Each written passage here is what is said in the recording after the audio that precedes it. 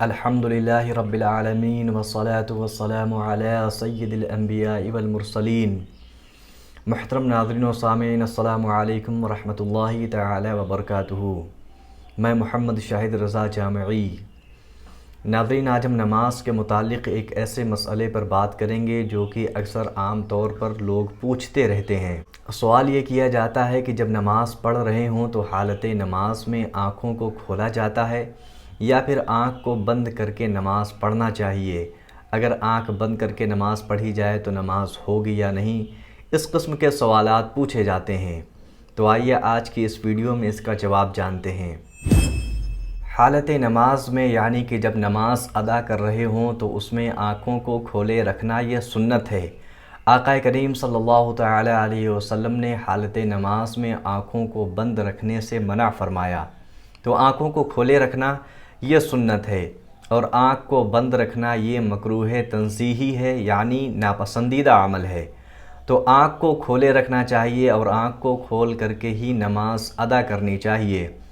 اور جب حالت قیام میں ہوں، یعنی جب ہم اور آپ نماز کے لیے کھڑے رہتے ہیں تو اس حالت کو حالت قیام کہتے ہیں۔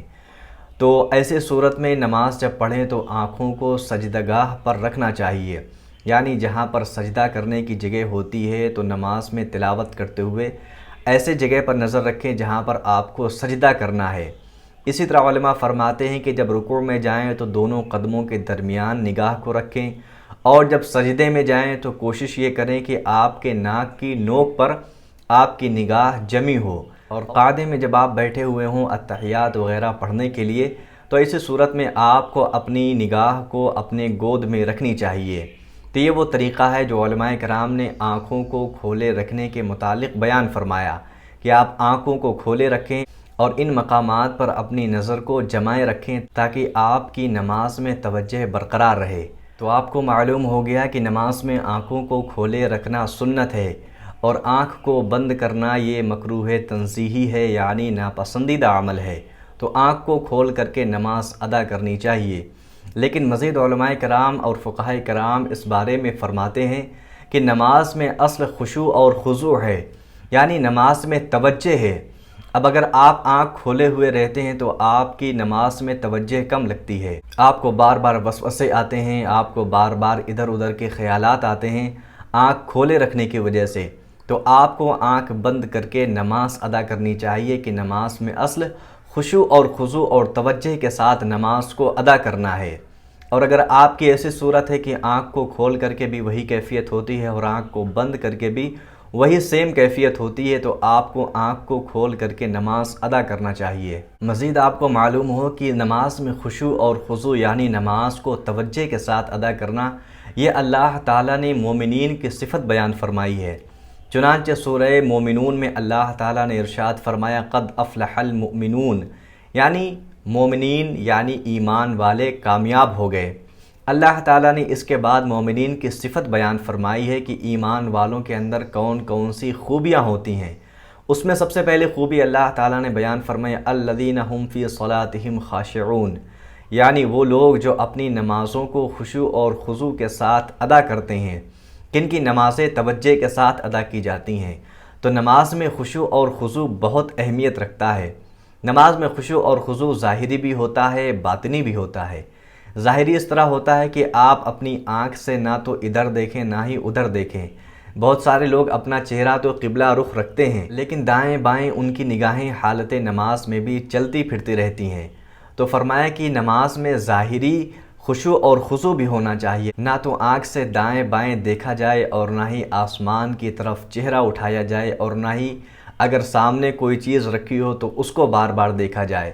یہ تمام تر چیزیں نماز میں نہیں ہونی چاہیے، یعنی نماز کو اچھے سے دل جمعی کے ساتھ اور انہماک کے ساتھ پڑھنا چاہیے۔ جیسا کہ میں نے کہا کہ اگر آپ کھڑے ہوں تو آپ کو سجدگاہ، یعنی جہاں سجدہ کرنا ہے وہاں پر آپ کو اپنی نظریں جمائے رکھنی چاہیے۔ اور باطنی اور اندرونی خشوع خضوع یہ ہے کہ جب آپ نماز ادا کریں تو اللہ تعالیٰ کی عظمت پیش نظر ہونی چاہیے۔ اللہ تعالیٰ کی عظمت اور اس کی بڑائی آپ اپنے سامنے اپنے خیالات میں لائیں کہ اللہ تعالیٰ کی ذات کتنی برتر و بالا ہے، اور دنیا سے آپ کی توجہ ہٹی ہوئی ہو تو یہ باطنی خشوع اور خضوع ہے۔ اور نماز میں ظاہری اور باطنی دونوں خشوع اور خضوع ہونا چاہیے۔ پھر یہ نماز آپ کے لیے مغفرت کا ذریعہ بن جاتی ہے۔ چنانچہ حضرت عثمان رضی اللہ تعالیٰ عنہ فرماتے ہیں کہ حضور صلی اللہ تعالیٰ علیہ وسلم نے ارشاد فرمایا کہ جس مسلمان شخص کے اوپر فرض نماز کا وقت آیا، پھر اس نے وضو کیا اور اچھی طریقے سے وضو کیا، پھر اچھے انداز میں نماز ادا کی خشوع اور خضوع کے ساتھ، تو وہ نماز اس کے لیے گناہوں کا کفارہ بن جاتی ہے، یعنی جو اس کے پچھلے گناہ ہوئے، گناہ صغیرہ، وہ اس کے معاف کر دیے جاتے ہیں، اور یہ عمل تب تک جاری رہتا ہے جب تک کہ وہ گناہ کبیرہ نہ کرے۔ سبحان اللہ۔ تو نمازوں میں خشوع اور خضوع پیدا کرنے سے یقیناً یہ نماز گناہوں کا کفارہ بن جاتی ہے اور گناہوں کو مٹا دیتی ہے۔ سبحان اللہ۔ اور ایسے ہی حضرت جابر رضی اللہ تعالی عنہ ایک صحابی کی نماز میں خشوع اور خضوع کا واقعہ بیان کرتے ہوئے ارشاد فرماتے ہیں کہ ایک غزوے سے آقا کریم صلی اللہ تعالی علیہ وسلم اور صحابہ کرام کی جماعت واپس لوٹ رہی تھی کہ ایک مقام پر آپ لوگوں نے قیام فرمایا اور آقا کریم صلی اللہ تعالی علیہ وسلم نے فرمایا کہ رات کو پہرا کون دے گا؟ تو مہاجر صحابہ بھی کھڑے ہوئے اور انصار صحابہ بھی کھڑے ہو گئے کہ ہم پہرا دیں گے۔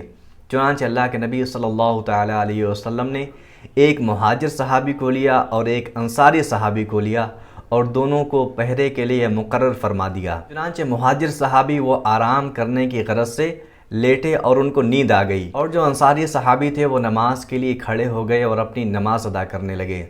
چنانچہ ایک مشرک جو آپ کے پیچھے لگا ہوا تھا کہ صحابہ کرام میں سے کسی ایک کو قتل کرنے کے لیے، تو اس نے آ کر کے دیکھا کہ یہ نگہبان ہیں اور یہ نماز ادا کر رہے ہیں، تو قتل کرنے کے ارادے سے اس نے 3 تیر مارے اور تینوں کے تینوں تیر یہ صحابی جو نماز ادا کر رہے تھے ان کے جسم پر پیوست ہو گئے، اور آپ حالت نماز میں نماز ادا کرتے رہے اور آپ نے نماز نہ توڑی۔ اللہ اکبر۔ یہ صحابی رسول صلی اللہ تعالی علیہ وسلم کی نماز میں خشوع اور خضوع کا ایک ایسا واقعہ ہے کہ ہمیں اس سے درس حاصل کرنا چاہیے کہ آپ کو جب تیر پیوست ہوئے اور آپ کو تیر لگے، پھر بھی آپ کی توجہ نماز میں اس قدر تھی کہ آپ کی توجہ نماز سے نہ ہٹی۔ سبحان اللہ۔